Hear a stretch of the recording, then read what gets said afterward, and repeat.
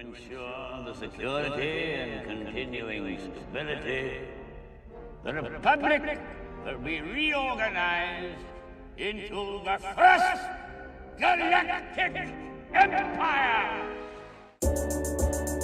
You've never heard of the Millennium Falcon? Should I have? It's a ship that made the Kessel Run in less than 12 parsecs. Hey everyone, and welcome to Kessel Run Weekly. My name is Danny. I'm Heather. I'm Eric. And Pretty off there, didn't I? you did. And today we have our special guest that now you have met, Eric. Eric, you want to tell us a little bit about yourself? I'm an avid Star Wars fan. I have been since 1977. That's when I was in the womb, and my mother was sitting in the theater watching it. It was one of the first movies I never saw. But it's always been with me, and I'm a really big fan of Star Wars. So I love it. That is awesome. And so you have some unique qualifications to you about your insight to Star Wars, from what I've heard. Did you want to elaborate on that? No. Maybe not. No, not at all. My unique insight to Star Wars is I have always collected and read Star Wars ever since I was a kid. Like, if you ever wanted to meet somebody that has read all of the Marvel comics, but I read them when they came out, like on newsstand, or picked up the very first like crappy Han Solo novels and read them like a junkie, that was me. I was a big fan even back then, and it's only ever grown inside me. I never gave up on Star Wars as a kid. Like, there was a whole dry period after Return of the Jedi. I just never stopped. I just kept going for some reason. So yeah, that's my uniqueness. I love Star Wars. So cool. That's amazing. Cool. Well, You're Eric in the is right the place. one that showed me how to do my model for my X-Wing. Yes, I do cool. everything for Star Wars. Toys, books, action figures. Like, if there's a stamp or a pair of shoes with Star Wars on it, I'll buy it. There you go. Yeah. It's cool. That's amazing. Well, cool. So we invited you onto the show to actually discuss a pretty cool topic, I think. One that I feel is pretty unique. And so we're actually going to be talking about building an empire today. Yes. So we're going to be talking about the fall of the Republic, the rise of the Empire, how it seemingly just appeared overnight. And so, Eric, I'll actually let you take it away from here. I You can think go ahead and start us out. right there with it appeared overnight. That's kind of not true, because to build an empire, you have to kind of fail on so many levels, and that's what we see in the pre-imperial days of the Republic or the Coruscant and all that. Is you see a government in failing. The empire doesn't just spring up overnight. You have all the failings of so many senators, galactic governments, and so on and so forth, that are all kind of pivoting on this war effort that's going on. And what's the best way to combine forces and get people to march together? War. And that's what Palpatine uses. The idea of empire was always in his mind, because he was restoring the Sith to their rightful place as rulers of the galaxy. And that was a huge idea that would affect everything in the Star Wars universe, from the Jedis to the common folk to religious freedoms, the formation of those time periods of the Clone Wars and whatnot. So very important to building the empire. And it's never just a quick thing. It's not. Padme stands there and she says, well, this is how freedom ends, with these clapping applause, but it's so not true. It begins so much sneakier and more insidious than that. Right. Right. And I will ramble, so stop me. Oh, no, we're perfectly good. No, we agree that it didn't happen overnight. It just seemed. Sure, it did. It seemed to happen overnight, but that's very much in line with some of our own history on this planet, Earth, with the rise of certain Germanic forces in the 1930s and 40s. Those people didn't just show up overnight. They were always there. There were very, very many things that came to play to put them into power. And the same is true of the Star Wars universe, because it is based slightly on our own history, as we call them stormtroopers. Right. And Imperial officers are definitely modeled after the Germans of World War II, the Nazis. I hate using the word even, but I'll use it. for this because I love Star Wars, and you need to know how bad the Empire is and why it's bad and how it got there. So it's a very important topic, I think. Yeah. So what do you think makes for the best government? Because this is a question that basically Anakin Skywalker delves into, because he's talking about what works and doesn't work. He just says people just need to get together and talk about the problems, right? Right. And something that Palpatine uses against Anakin, and he even uses it against the galaxy to say, all you got to do is tell me what your problems are, and we can work on them together and fix it. And that's a very seductive idea. That's the same idea that Hitler used in Germany was, hey, German people, we have all these problems. And if you just tell me, I'll fix it for you. I'll make things to help you with that. We got to go to war to fix a few things, but it's not going to be that bad. And that's basically what Palpatine sells to the galaxy. So, yeah, to get the mechanics of a full-blown empire built, you need something. Hitler used the Autobahn. Palpatine used the Death Star, and he used the mechanization of the clone troopers, the industry of war, to mobilize people and to get them going and to kind of, I guess, galvanize them into what would eventually become an empire. It's very, very cool stuff, I think. I do too. And I love how he went from the people, supposedly a people-driven society where everyone had a voice and blah. And then it's very into the empire that's very logistical and you know, my way or the highway, the imperial way of thinking. Right. Well, you know, you can look at Naboo and its kind of political system, because this is where Palpatine cuts his teeth as a young, senator or government official. And Naboo is a planet that's ruled by a central leader. It's not really a democracy. They have a queen. So, in and of itself, you can see, even in a small way, the roots of what Palpatine eventually becomes. Because let's face it, Queen Amidala isn't exactly the best example of a great ruler. She kind of fails. Even on her own planet, there's a certain amount of xenophobia that will later transcend the Empire itself in Palpatine. The Naboo people, the people in Theed and whatnot, they hate the Gungans. They're like racist. They don't want the Gungans around. And this is Palpatine's own backyard, it's very, very cool stuff. And it's very well thought out. And sometimes it seems a little hokey, but if you stop and put all the pieces together, you'll see that a lot of really smart people thought about the telling of this story and what it meant to the characters inside. And that's another thing that I very much love about Star Wars, is that it has a great truth and depth to it that you don't find in movies, I guess, like, Herbie the Love Bug or something. Who doesn't love Herbie the Love Bug? But it's not that deep. I mean, it's about a car on conch. It's cool. But, going back to some of the formation of the Empire and stuff like that, and like I was saying, what was the seduction of the Empire? Why would people go along with an empire? And we look backwards at like Valorum, like Chancellor Valorum's time period and whatnot. And we see that the government, much like our own, is run by corporations. It's run by businesses that don't have the best in mind for its people. And that makes it an easy kind of thing for a Palpatine to step in. And we see that even in our own world today with certain rug-headed, poor-faced people, running the show. It becomes like an easy kind of target to say, I know how to fix this. I know how to get power. All I have to do is tell the majority of people that all your dreams are going to come true. Vote for me. It's fine. Just clap. We're all going to make this work together, and it's for you and for me. But Palpatine is totally out for himself always. And that's what's impressive about the Sith and the Empire, is the Empire is not a government of the people. It's a government for itself.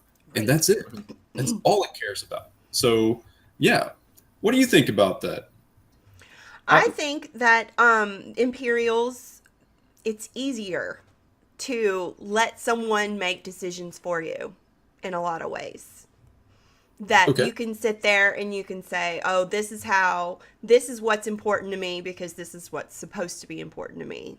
Being told from the time that you're born that this is what you're going to do, and, you know, and you grow if you're indoctrinated into that society. Right. So could you say that the clone troopers themselves are a model of what it's like to take people and to basically spoon feed them what you want? Like, I mean, because I look at things like incubators. Like, is this Palpatine's incubator to find out, can I do this with? Will people just do what I tell them to do, whether it makes sense or not? Will they just go along with it? Because imagine if all of a sudden your own government was like, hey, we have a secret army of several thousands soldiers that just kind of came out. They're all the same. You good? Because apparently under Palpatine's rule, they were good.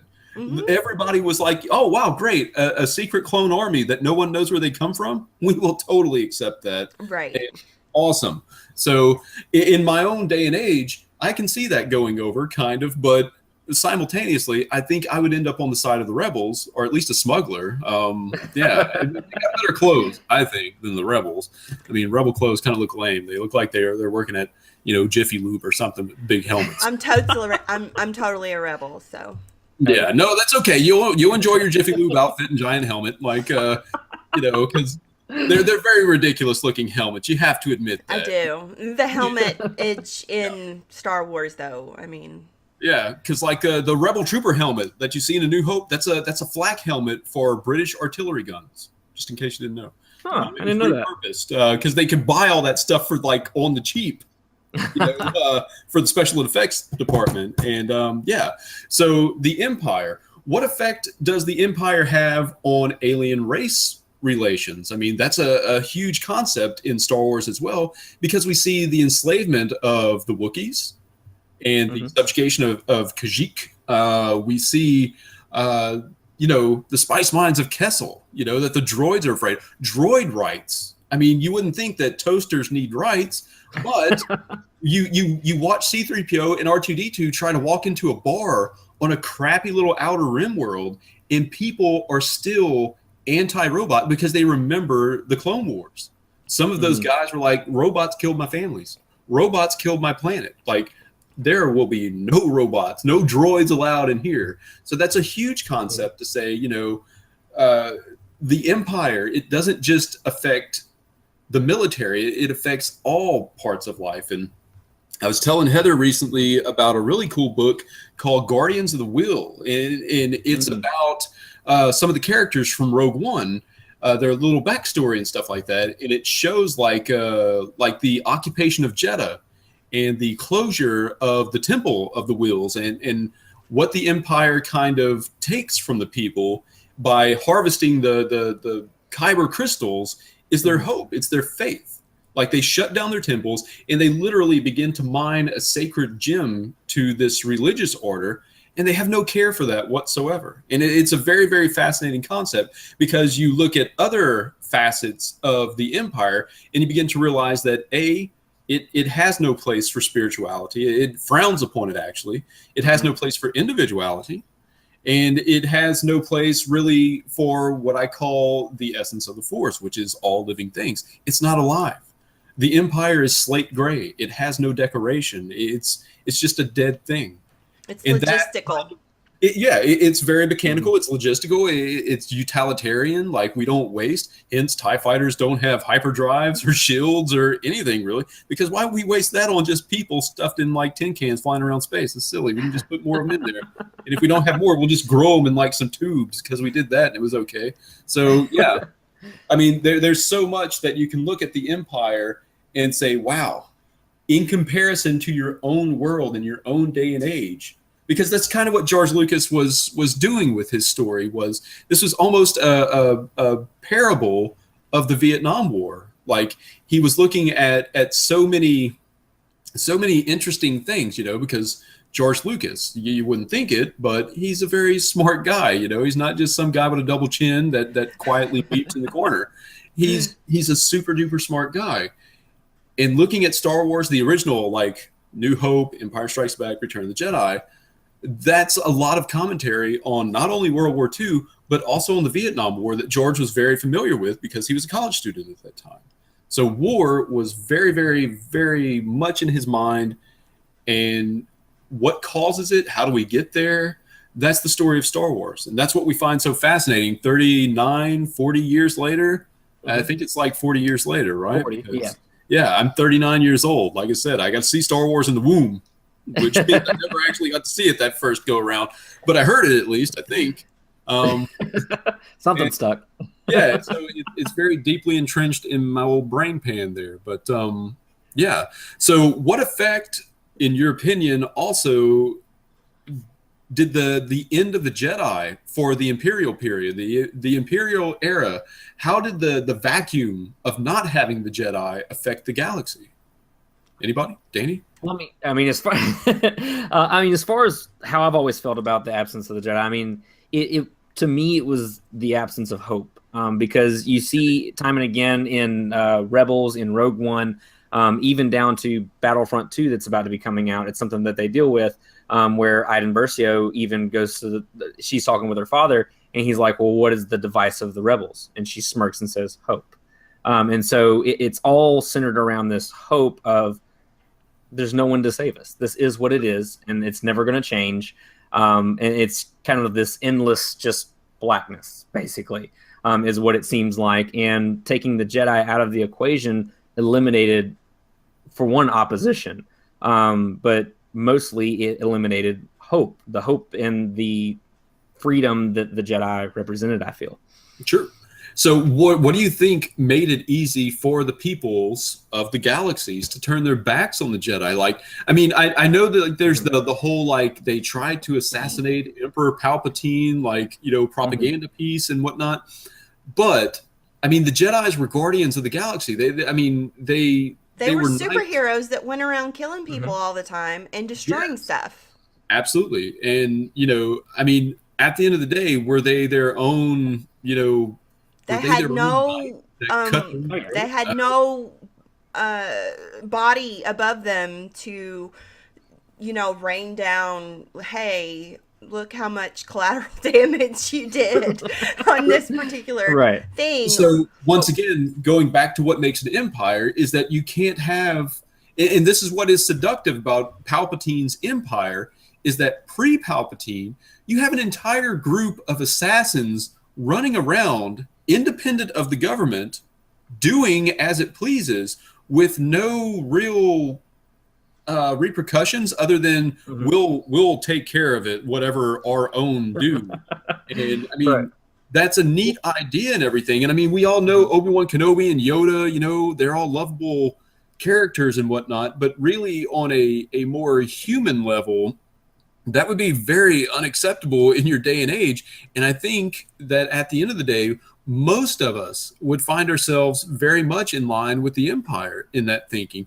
And you might strap a tin can on and march around the galaxy, you know, like, because it has to be a little bit disturbing to realize that there is an entire body of assassins that don't need weapons.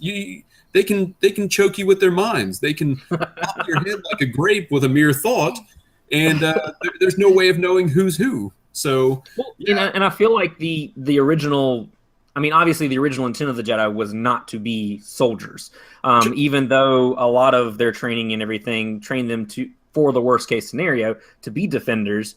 But with the activation of the Clone Wars and Palpatine bringing the Jedi in on the war, I feel like that was the begin of their demise, as far as their own architect of their own demise. Sure. Because, I mean, before then, they were the protectors. Heather, actually, you had said something once in the book that I got you, the Jedi Code, where it talked about how their clothing was to be a symbol of help and hope. That by what you wear, they will know that you are a Jedi. And it was somebody you go to. It wasn't necessarily a fear of, wow, they have this superpower that they could harm me. I don't feel like that was put out to the forefront until the Clone Wars happened, when the Jedi were like, yeah, we're getting involved.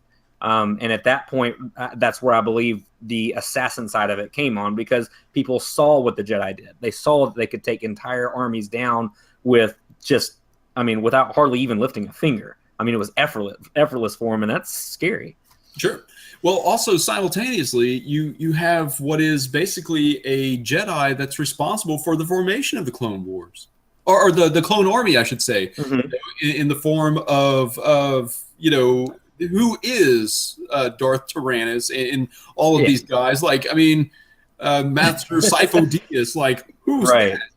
We never really find out, but we know he's a Jedi and he's been hanging out there, like giving them samples, apparently. Whatever that means, I don't want to know exactly what that means, but it's a very, very fascinating kind of look into that. And like I was saying a while ago, construction programs like the Death Star and whatnot are excellent ways to kind of get people once again on the side of the Empire. So Palpatine's very smart in doing those things, because to build a Death Star, you're going to have to pay a lot of bucks for that. That's not just a simple one.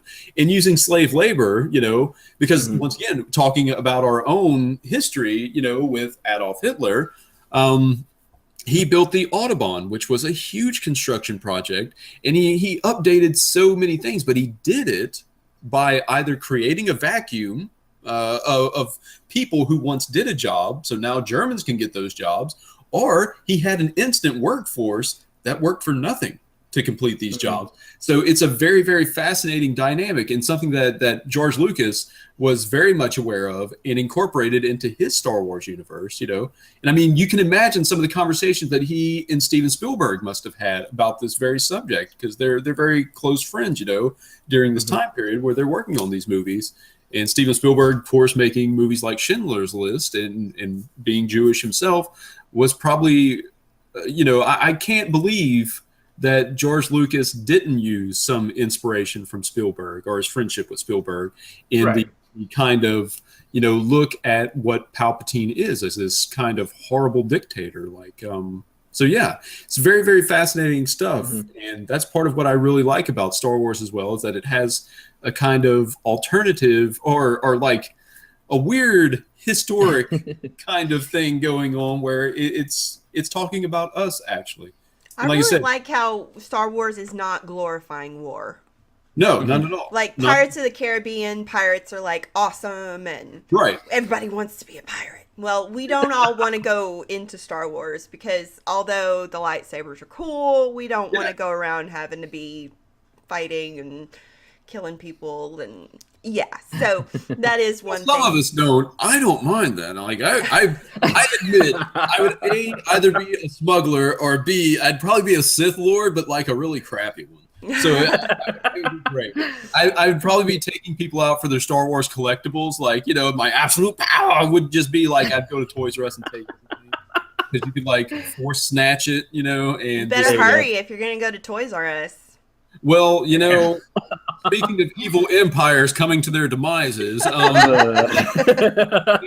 that's terrible. Like, I hate the idea that Toys R Us is going out of business, but similar to the Empire, to bring it back around, if you don't watch your budgets and your spendings, then eventually somebody will put in a shaft that will lead to the destruction of your giant ball of fun.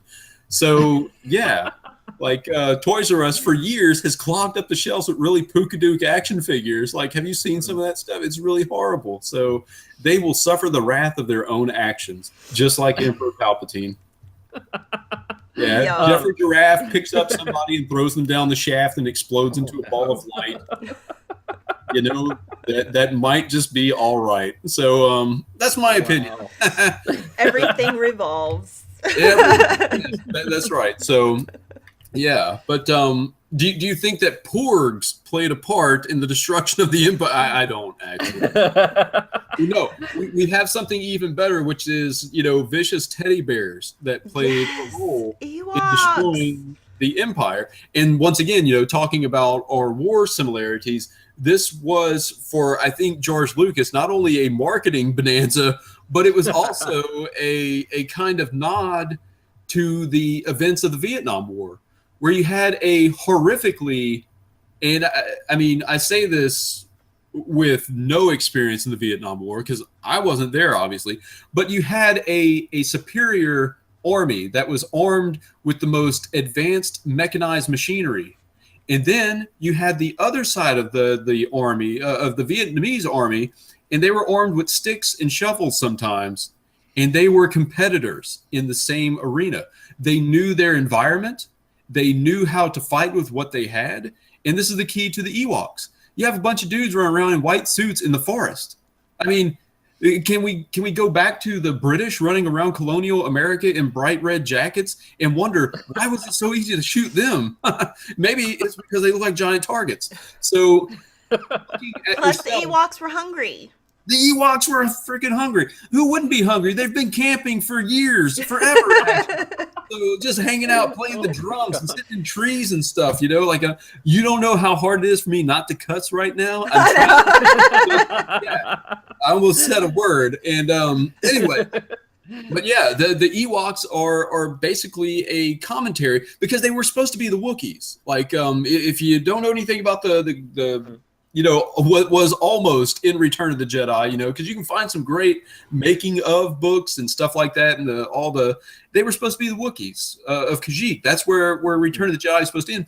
But to make a 7-foot tall costume, couldn't we cut that in half and make 2?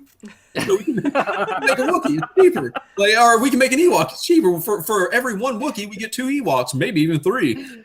So it's an amazing idea. And that's something in episode 3 we finally did get to see, and I was super excited about it because, I think I was reading a Starlog magazine when I was a kid, and it was still titled Revenge of the Jedi, you know, and they talked about, well, we're going to get to see the Wookiees. And I was like, oh, man. So, and then imagine I'm sitting in the theater. I'm like, I don't know, 4 or something like that, and Return of the Jedi's playing, and it's evil teddy bears stabbing up the Empire. But, dude, I was okay with that. That was great. Like, I love the Ewoks. I still love the Ewoks, you know. I admit that I sing the song sometimes that they tried to take out of the movie, but I still know the words, George Lucas. I haven't forgotten. Lest we never forget that there was once an Ewok song at the end of Return of the Jedi. There's still video evidence somewhere. There is. As long as VHS copies exist, we'll be okay. The Empire hasn't won yet. So, and I feel like Wookiees at the end of Return of Jedi would have been just horrifying, to be honest. Because, I mean, of all the things that the Ewoks did, it just... I'm hearing an echo, sorry. Yeah, the echo's pretty bad, I think. Yeah. Really? I'm not getting any echo at all. I don't know it. Maybe it's my voice. Yeah, I don't know if it's your speakers or what, but it's pretty bad. Okay, let me see. Sorry. Is that any better? We have to talk. No. Oh, sorry. A, B, C, D, E, F, G, H, I, J, K, L, M, N, O, P. I think only we can hear it. Yeah, we can hear it because we're the one. Yeah, that's better. Yeah. Much better. But but like I was saying, though, I mean, I feel like the Wookiees at the end of Return of the Jedi would have been absolutely horrifying because, I mean, if you imagine what all the Ewoks did, and I mean, it was almost masked in cuteness, pretty much. I think the Ewoks were terrifying because you got they were to a degree, but these 7-foot bears just ripping them apart. I mean, you're heading for an R rating in that time. Awesome, because it would be awesome if they were Wookiees, mind you. But I've always enjoyed the end of Return of the Jedi because Billy D. Williams, if you watch him, he's the only person getting down to the Ewok song. Like, they have that everybody's a hero shot at the end, and he's the only dude, like, clapping and jamming with the Ewoks. Like, everybody else is too stiff and, like, cornbread to, like, not do it. So it's pretty fantastic. I love that scene. And I love Lando Calrissian, by the way. If you've never read the Lando Calrissian novels from the 80s. I didn't even know he had novels from the 80s. He has a space Cadillac in it. Nice. Really. Like, it's not just a normal speeder. It's a Cadillac. Nice. So it's pretty fantastic. The 1980s gave birth to so many awesome things. And that is the Mind Harp of, oh my God, it's like the Mind Harp of Sharu or something like that. It's one of the Lando Calrissian books. Check it out. He drives a space Cadillac. It has a hat and everything. He's got like a captain's hat that he wears. Nice. That's how you know it's impressive. That sounds like a future book club. Oh yeah, it's like he's going to the best club. So that's amazing. Apparently, the Empire did not put the kibosh on good fashion, you know, because Lando Calrissian. I mean, come on, guys. But I mean, he was a smuggler. Okay, and this is another interesting idea: is the Empire's effect on just the common person, because we look at Han Solo, who was once an Imperial pilot. I mean, in Han Solo, once again, going back to some of the references, I think this is even in the original novelization of the 1977 book. It talks about the stripes that Han Solo has on his pants. They are a throwback to his Imperial days. Like, they're his Imperial pilot stripes. Like, he's still proud of them. And that is a reference, I think, to one of George Lucas's favorite movies called The Searchers with John Wayne. If you've never seen The Searchers, this is about John Wayne's character comes back from the Civil War, and he is not repentant about being a Confederate soldier. He accepts it, and he moves on. He's not proud of what he's done, but he's not going to hang his head in sorrow either. So Han Solo's little stripes on the side of his pants are a throwback to that, I think. And yeah, if you've never seen The Searchers, go check it out, because it has a link to episode 3 as well, with the story of Anakin Skywalker and his mom. The Searchers is about John Wayne is searching for a girl that has been abducted by a tribe of Native Americans. And Anakin is searching for his mother, who has been abducted by a tribe of sand people, like basically Native Americans. And same story. And George Lucas and them even took the canyon scene from the movie The Searchers and put it in episode 3. Like, they cut the canyon out in the computer and put it there. And that's the one that Anakin Skywalker standing on. John Wayne stood on the same ledge. It's pretty fantastic. Cool. And looked down on the camp of the Native Americans before he attacked it. Same as Anakin Skywalker. So it's the exact same cliff face. They went and filmed it scene for scene. So pretty awesome. Most people don't catch that part of the movie. I lit up like a Christmas tree when I saw it. I was like, ah! Because once again, I like movies and stuff of all types, not just Star Wars. But I don't know what the Empire would look like, in terms of video rentals. Like, do you think you would have to think that they would even get into that. And I'm trying to think if there's a reference to the Empire suppressing information, like in the movies. Can you think of anything? Well, you see a lot more of it in Rebels. Suppression of information. Yeah, totally. Especially on Lothal, where it was actually one of the earlier episodes where they used an official to basically lure in the rebel group. Right. If it was a rebel cry out or something like that. Yes. But yeah, you get a lot of that throughout the Rebels series, as far as suppression of information and kind of gauging media and kind of things like that. Sure. So yeah, there's just so many interesting ideas and things floating around the Star Wars universe that, no matter what your interest is, I think you can find it somewhere in Star Wars. Absolutely. I've oftentimes challenged myself to think of things that aren't in Star Wars, and I come up short most of the time. I just can't do it, Interested in wildlife? There's some fantastic books on Star Wars wildlife. They don't exist, but there's books about them, and you can go look at them. So pretty fascinating. And, I fully expect a lot of them for The Last Jedi after the trailer that we just saw. Absolutely. We're hoping for a fully dissectional porg. Like, if we could just get a porg figure where you can pull his organs out and explore a porg. Yeah. So yeah. Somebody needs to trademark that now. You can have that idea, Hasbro. Take it from me, please. Explore a porg. It would be a fantastic toy. I would play with it for hours, lovingly. I would explore. I feel like Heather, you'd have just this gleeful smile the whole time. I would. Like, that's I'd be the going. heart and that's the lungs. Does a porg have lungs? I don't know. Let's find out. Let's find out. That's the fun of playing with Explore a Porg, kids. So yeah. Now I'm gonna have to make an Explorer porg. That's the next T-shirt. There you go. Yeah, you should definitely build it to where it has some kind of pizza meat chamber where you can insert a pepperoni in it, and eat it for your kids and stuff. That Fox T. Rono, that's for you. There you go. He's all about porksgiving. There you go. So porksgiving would be awesome. Like, we could stuff a porg with mashed potatoes or something. It'd be great. So yeah, there's so many advantages to having these new characters in Star Wars that's just going to give rise to so many positive things in our world, because Ewok meatloaf never took off, unfortunately. But I think porksgiving could definitely become a thing that we celebrate. Could you imagine little porg's legs sticking up off the plate, with little booties on them? It'd be beautiful. We could sit around. It'd be great. Like, It Danny, would. go ahead. Tell me what you're thinking. That's right up your alley. Like, I'm crying laughing right now. I can't do this. Well, you're welcome. I bring Hilarious. a gift of laughter. Oh my gosh. And thoughts. That's great. So yeah, think about that, Hasbro. Well, I really hope I go into Walmart one day and see Explore Porg on the shelf. I'll know that they were I hope listening. so. I'll be That would make happy. my life. Yes, and then I will immediately go and find a lawyer so I can buy more Star Wars toys with my sue them money.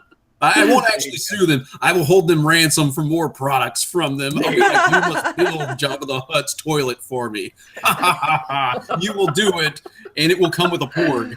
I won't tell you why, but trust me, they're buttery soft from what I hear. And as a connoisseur of Huttese toiletry, I'm sure it'll go over pretty big with the kids. I expect a phone call from Hasbro any day now. I've given them so many interesting ideas. Poured toilet paper, poured food products. It's amazing. The list just goes on. Michael would be all over this. Michael would be all over this. Yeah. Sorry if I've derailed our discussion about the Empire. It's just my nature. I'm hard to contain. It's like herding cats. It's never really worked out for me in life. I can't stay on topic. So you just kind of follow me, and yeah. Well, getting back to our topic of the Empire, I actually do have a question for you because it's something that I've always kind of wondered myself, and you seem like you've got a really great insight to all that. I'm very impressed. So I want to know what you thought Palpatine's end game was, because you have where he ultimately dies, and we see where he has contingency plans in place to dismantle the Empire after he's gone. So it wasn't to have it live forever. So what do you think his purpose was, or his end game rather? Yeah, no, that's a fascinating concept because, we look at the dynamic of there can be only two, a master and apprentice. And we see that Darth Vader himself kind of is usurping the throne of Palpatine in Empire Strikes Back, inviting his son to rule the galaxy with him, Mm-hmm. And Palpatine knows this. He has to. This has been the history of the Sith since day one. So when you look at what is the end game for people who are basically like Palpatine, they're fascists. They're these power-hungry people. Their end game is always themselves. They really don't care about the end game. They only care about themselves. And they themselves never believe that they can die. Hitler did not believe he was going to lose. He didn't. Yeah. Hence, he stayed in the bunker until the very end. And at the very end, instead of, going out in a blaze of glory, he closes the door and pops around in his own head because he never cared. He didn't care about the German people like he said he did, because simultaneously, and this is like a really horrific history fact, was that at the end of the war, Hitler basically orders his soldiers to flood the tunnels, the tunnels that the normal civilians have taken refuge in, to slow down the approaching Russian armies. He gets children to defend the streets and old men at gunpoint to go out into the streets to fight Russian advancing troops. He didn't care about the German people, and he even got on the radio and told them that they were all failures and that they will pay the price for their lack of strength and vision. And Palpatine is very much the same way. So what is the end game for Palpatine? Control. He always believes he's in control and one step ahead. He doesn't think Darth Vader's smart enough to get around him. He's already fooled him once with the whole, I can save Padme for you if you just do these things for me. He's a manipulator. And at the end of the day, the control people, the manipulators, they never believe they can be outsmarted. They believe they're immortal. And maybe Palpatine is immortal. I mean, it's possible. We don't because know. We know that the Jedi, they continue on in spirit form. We've seen the spirits of the Sith in other forms. So maybe Palpatine's end game was to achieve a certain type of immortality through the gathering of power. But this kind of works a little bit to his disadvantage, because if his end game is to gain absolute power, having a student of any type is a kind of detriment to him. So the idea of the two, the master and apprentice, it's not realistic. So his end game is always to serve himself. What's up, Heather? Oh, I was just going to say Palpatine's revolving door of apprentices. You know? Oh yeah. I mean, But that's the point. And Tyrannus and Vader and Skywalker and whoever else was going to be next. I mean, he never cared about any of his apprentices. He just had them around as, here, do what I want you to do. You know? Right. The puppet master doesn't believe in his toys. Right. The audience might, but he doesn't. He knows they're just puppets. Like Darth Vader with all of his armor and stuff like that, he doesn't believe in that. Other people are terrified of it, in the Empire. I mean, this walking, talking personification of death, but Palpatine, he built it. So he's like, this is completely unimpressive to me. Right. And, So, and that's what I think Palpatine's end game is. I don't think he is a realistic person. I think he's a person who believes he's always in control, and he's not, unfortunately. So do you feel with... Oh, I'm sorry, go ahead. I apologize. There's something bigger than Palpatine in the galaxy, and that's the truth. It's the Force. It's the common people.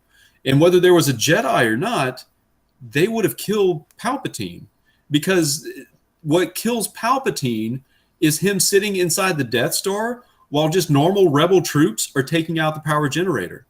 Like, it has nothing to do with the Force. It's just a bunch of teddy bears running around, attacking dudes in armor, some dopey rebel soldiers, in ponchos and whatnot.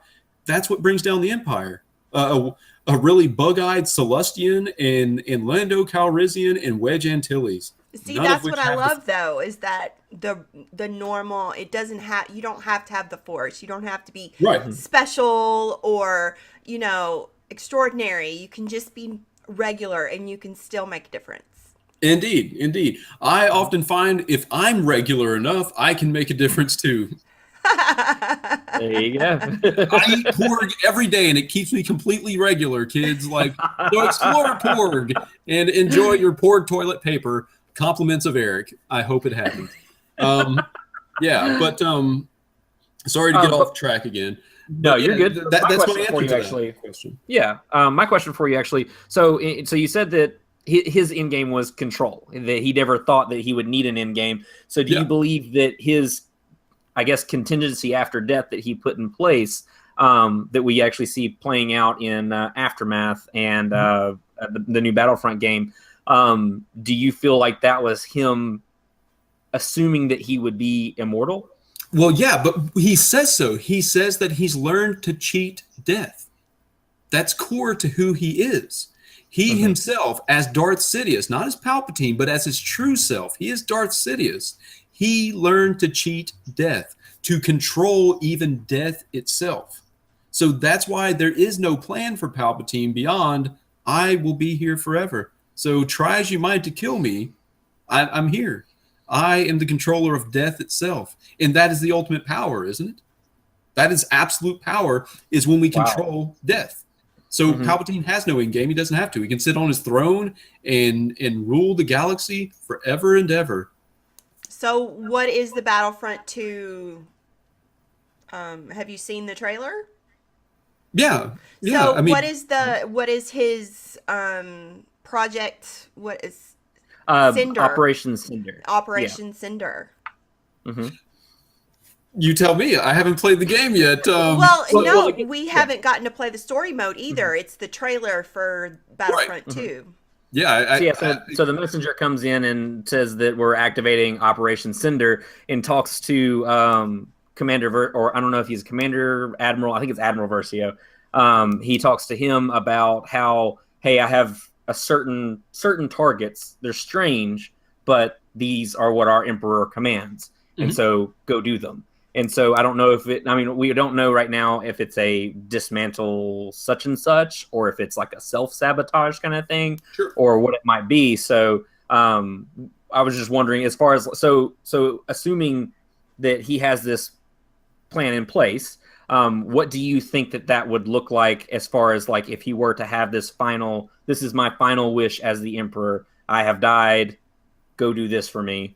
What do you think that would look like? Well, going once again back to history, I'm going to talk another interesting facet of World War II and a man named Otto Skorzeny.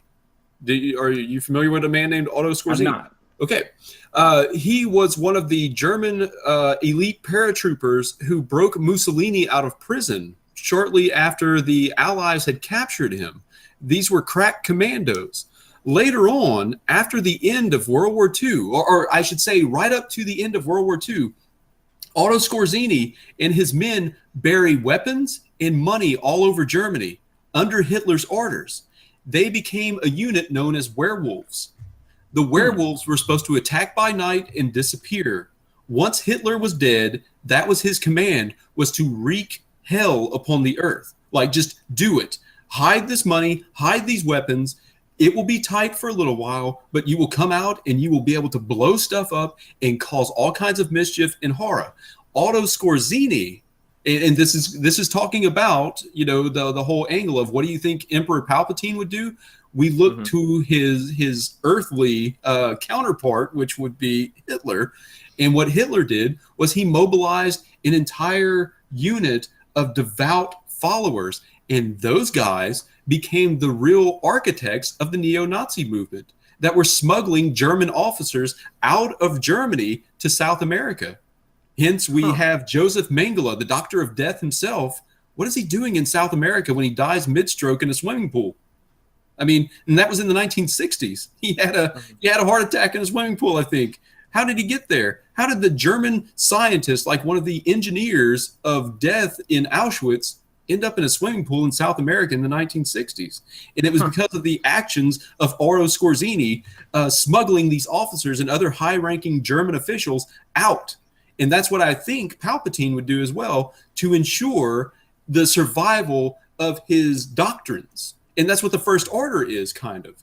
At the end of Return of the Jedi, an elite group of officers get together in probably what is their Star Destroyers, and they take off for the frontier.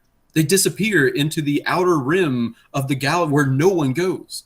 And years later, they will emerge as a powerhouse called the First Order under the leadership of a guy named Snoke. And you have General Hux and Captain Phasma and all of these guys. This is like Goering, Himmler, and so on and so forth in the German Empire. And once again, with the First Order, they do something that Hitler did, which was they ignore the treaties to not remobilize an army. They just ignore it. In the 1930s, they had the Treaty of Versailles, which basically told Germany, you can't build weapons of war on a grand scale anymore. No more battleships with giant guns. These submarines that you developed in World War I, you need to scrap that. Hitler begins doing this again. And the other countries are like, don't do that, Hitler. And Hitler's like, I'm not going to do it very much. I'm just going to make 3 of them that turned into 4 and 5. And I need some boats to go with them because what's going to tow the submarines? Dumb boats. Like, I need the boats with the guns, obviously. And people were like, okay, Hitler, we're going to give you this one. Just a little bit. And that's what happened in The Force Awakens, is that you see the Republic, the new government, they have acquiesced to these growing armaments of the First Order, thinking nothing's going to happen, like it's not going to be a repeat, because everyone wants to believe it's not a repeat of World War I. They couldn't believe after World War I, the war to end all wars, that Hitler was going to drive us into another one. Can't believe it. Not going to do it. Like, I know they're building boats, but he's never going to use them. He's never that crazy as to get us into war again. And that's what the First Order is. It's like Hitler's doomsday machine kind of come back upon us to wreak havoc in the world. So what would Palpatine do? He'd probably tell his officers to run off into the Outer Rim and regroup and come back and destroy these people. Like, always be what you are. And so that's my opinion. I agree. Wow. I think his final order would be to prove how powerful he is by still ruling the galaxy. Right. Transcending death, yeah. And we purpose. Of how far Palpatine will go. He targets the moon, the sanctuary moon, to destroy it. Like, he's like, I can fix all this. Like, we'll blow the moon up. Like, done. And so that's just a crazy idea. And that's the point, is you're building planet killers. And when you kill a planet, I mean, that's kind of that's a really finalizing kind of thing, like, for your authority. Is we're not going to talk about it. We're just going to blow it apart. Everything that is alive, every ecosystem, every resource on that planet, who cares? We're going to blow it up, to show them that we can. And that's what the destruction of the temple on Jeddah, or the all of that, is an example of, this is what I can do. And this is why you should respect me, because if you don't, I am the personification of death, kind of like the nuclear bomb.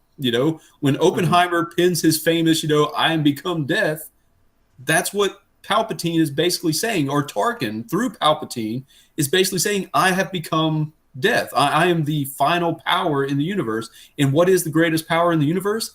Death. It's what none of us get to come back from. It's permanent. So be careful with what you do with me. I control everything. Right. That's what Palpatine is. Wow. So that's awesome.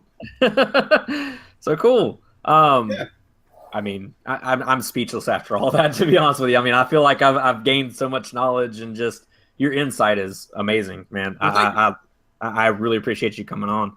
Well, you're quite welcome. Do you want me to talk about what I think Jabba the Hutt's toilet has to look like? Is it gold? That's another show altogether. It'll have drawings. There you go. We'll have a sculpture. There you go. Yeah. No, but yeah. So that's awesome. So cool. So Heather, did you have anything else you wanted to add to the show? I can't think of anything. Okay, cool. Eric, is there anything else you wanted to add on, or any last words or anything like that? Yes, buy Exploraporg. It's going to be amazing. Support my product so that I can have absolute power over Hasbro when they steal my idea. So steal it, Hasbro. I dare you. Like, I will get them to build so many things for me. Yeah. On a side note, do you have a favorite Imperial toy action figure product thing? What's your favorite Imperial thing? Those dudes are some really great designers, like Sinar Fleets and whatnot. I mean, they really make some things though. So yeah, I'm a huge fan of just the TIE Fighter. I love it. Oh yes, I've loved the TIE Fighter since I was a kid, with the pop off wings, the beep beep beep noise that it made. It was amazing. Yeah. Oh, Admiral Thrawn. All right, Eric. So thank you so much for joining us on the show. I mean, like, I feel like a sponge. Like, I just soaked up so much knowledge. I love it. Like, I'm so happy right now. Well, thank you. I'm just happy to be invited on to your show and stuff like that. And it's a treat for me, really, because I usually hate talking to people. I only talk to a few of them about my love of Star Wars for realsies. Because I used to wear Star Wars t-shirts every day when I worked in the bookstore, and people would come in and be like, so you're into Star Wars? And I'd be like, I love Captain Kirk and Spock and Chewbacca. It was a total conversation killer. They hated it. So, and guys, definitely check out our social media.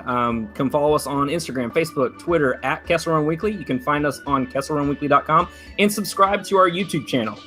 We've got a lot of awesome content coming out. We recently released a reaction and review trailer to The Last Jedi trailer that just came out, which was amazing to give you kind of a little bit of a look into that. And so, I mean, it was absolutely awesome. Definitely check out what we had to say on that. So check us out there, guys. And until next time, my name is Danny. I'm Heather. And I'm Eric. May the Force be with you.